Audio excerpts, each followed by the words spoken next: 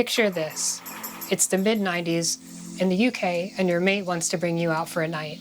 And he's been telling you about this DJ for a while called LTJ Bukum, who you've heard some on bootleg mixtapes and word around the area, but you've never gotten to see them in person. You go out to that night and it completely changes your life and your perspective on music at that time. Before we can even start, we need to understand what the landscape looked like before ambient jungle even came into the mix, because it didn't just spawn out of nowhere.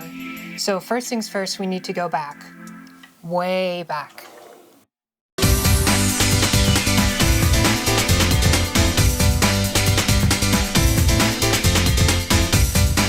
This early hardcore sound had many commonalities with jungle, but there's so many things that were different. For example, there was always that 4/4 kick underneath the breakbeat. The tempo was slower, and of course, the sort of arrangement style was much different than we hear in jungle. If we fast forward to around 1991, there was a track that came out amongst a couple others, but this one I'm going to focus on, called We Are IE.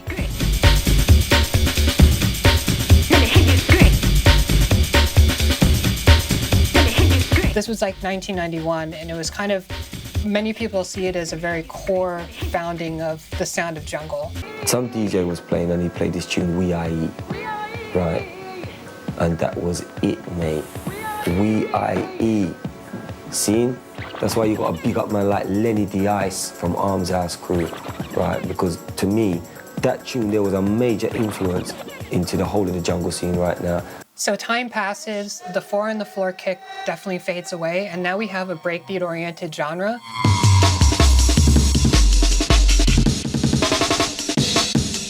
And not only that, the style speeds up to a faster tempo, around 150 to 160, and eventually from like 160 to 170.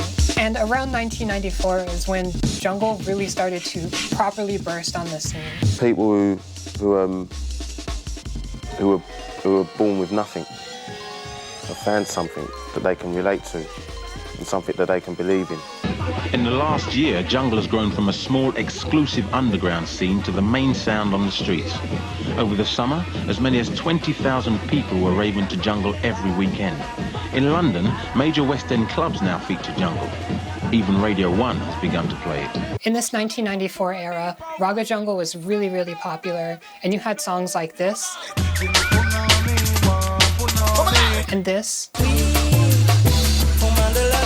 and don't forget this one, being played at that time. And you'll notice compared to the style you're looking to make right now, raga jungle is quite a bit more aggressive, though around this time it started to get really saturated, and also there was some controversy around raga jungle anyways. So I think people were looking to have some sort of change. So around 1994 into 1995 is when you start to see another shift once again. So while we had this raga jungle and more general jungle sound going on around 1994, we started to see an underbelly of ambient sounds coming up. So one person that I mentioned earlier would be someone like LTJ Bukum with something like Demon's Theme.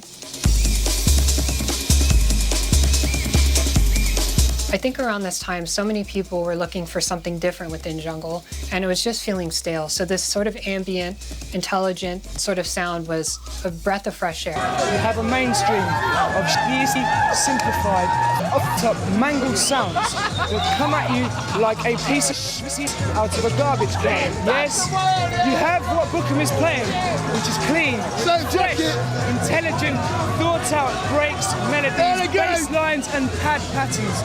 I'm sorry, but we are the underground, untouchable, good looking, forever.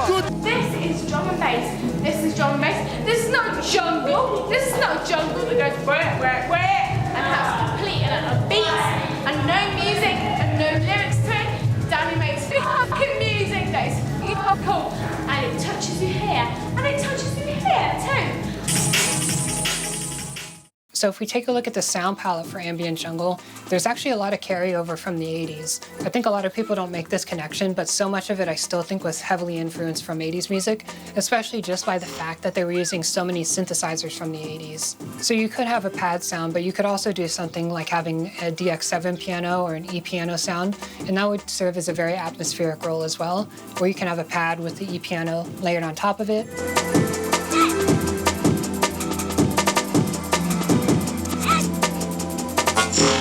Additionally, you would have a lot of organic sounds like guitars, saxophones, things like plucked instruments, so it could be strings, violins, bells, choirs. Also various different sound effects like wind chimes, various percussion instruments like congos, bongos, shakers, tambourines. And a lot of that is the combination of the layered sounds you get from romplers or combining various sample sounds together. And that's going to get you most of the way there. What I would recommend doing is getting a hold of some software versions of these classic synthesizers that I showed and mentioned in this video. To achieve this sound was really simple. I just sampled a pad from the Chord M1 and I found a sound font for it because I didn't have access to the VST, and this is what it sounded like on its own.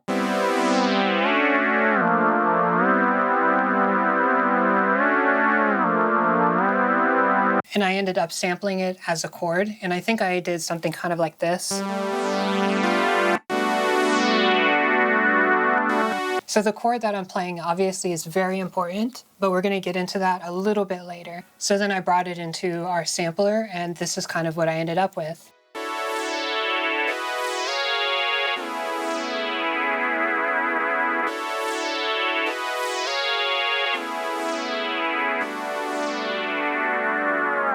And also using a chord voicing that was more suspended gives it a much more angelic feel. So don't be afraid to experiment with something that is much more focused in terms of sound and that's more forward projecting rather than being sort of this bed of ambient pads, because I think ambient and atmospheric jungle can be so much more than that. The way they're achieving these sounds is going to be mostly sample based. So you'll notice that everything that I have going on here is going to be from a sample.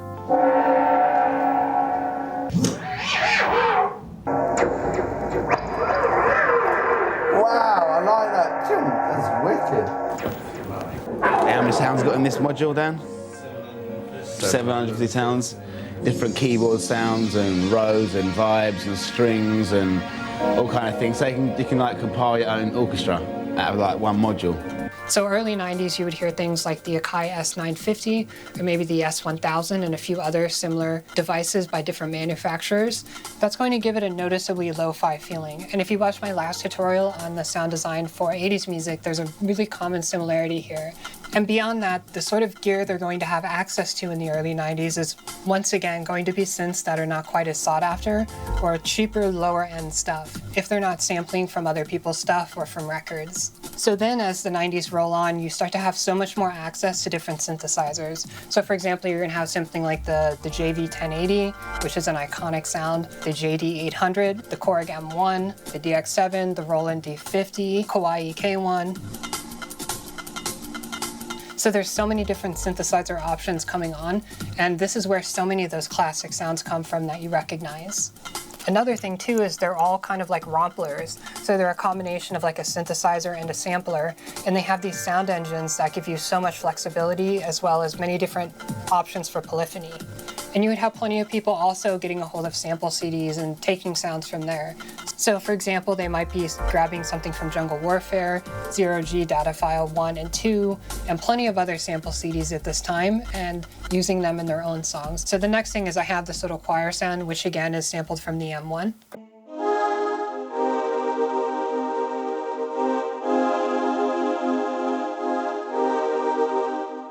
So then here is a pluck sound that I sampled from the D50.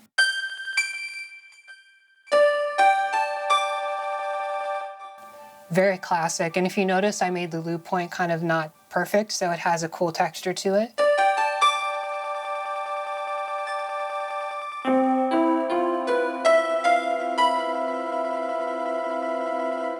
And what we're really doing in this composition is we're trying to find space within the arrangement to have elements come in and out to keep it interesting, so it's not this just sort of repeating, droning pad over and over, which I kind of find is a really prominent issue with people making ambient jungle. It just gets kind of boring.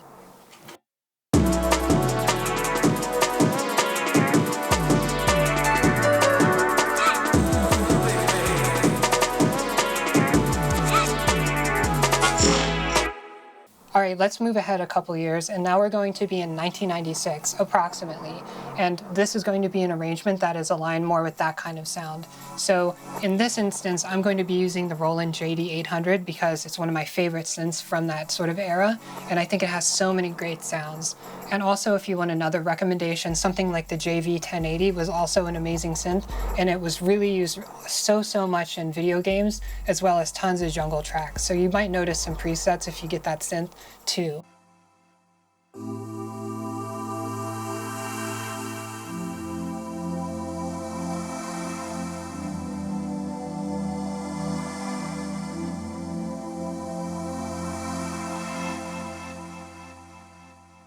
All right, another key component is actually going to be the use of chords. And I did a video some years ago on voicing 80s chords, and I think that's going to be very relevant here. So I recommend you watch that as well. But I'll give you some easy stuff to start out with. All right, so if you haven't yet, feel free to hit that subscribe button down below, give me a like or a comment, and if you would like to join my Discord community, I have a link down below. It's all dedicated to people who are into retro music, so I think you're really going to love it. And if you really like what I'm doing, feel free to subscribe on Patreon or give me a tip down below, whatever you want to do. Anyways, let's get back to the video. So one thing you could do is mess around with stacking notes on top of each other.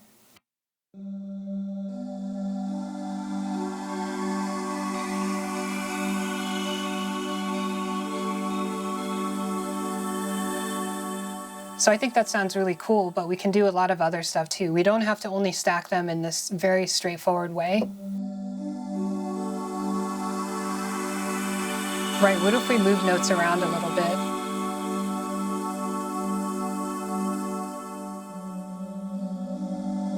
By taking the 7th and stacking it below the root note, we get a very dramatic kind of sound. But we could decide to actually take another note and move it. So we would have the 1, 3, 5, 7, and then 9. So we could take this A, which would be the 9th of the chord, and move it down to the 2nd. Basically the same thing, we just decide to call it the 9th because it's higher up for many different reasons, which I won't get into.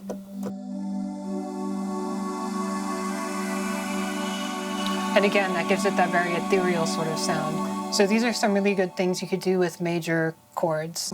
Or if we move to a minor chord, so like a G minor 7, we could do something really fun. We could stack that 9th on top, and that sounds probably so familiar to many of you.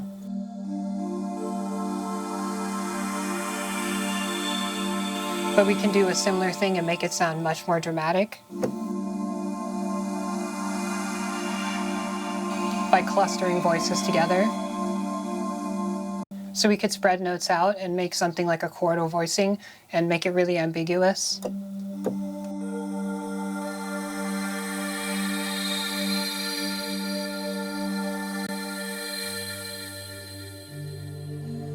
But we don't only have to use those kinds of chords. We could do something like using a dominant chord in a more traditional way. So if we could do like a simple resolution, like... So just take that 7th and move it down. So a basic one would be something like...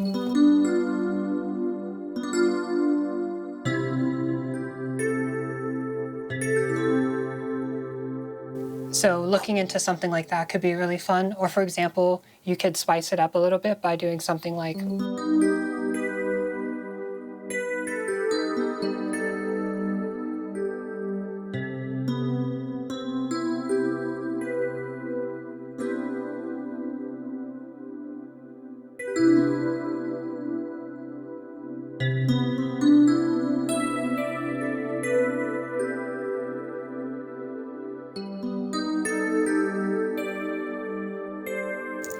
So I think that sounds really fun and interesting. So what I'd really recommend doing is trying different chord voicings out, moving notes around, and seeing how clustering and spreading voices makes you feel, and basing stuff around that. And not only that, not moving the same structure of chord around so much. You can do that, and there's a lot of fun stuff by like doing modal harmony, which is much more advanced and not for this video, but experimenting with sort of contrasting different chord types and styles, which gives you something much more fun to play with, in my opinion, right?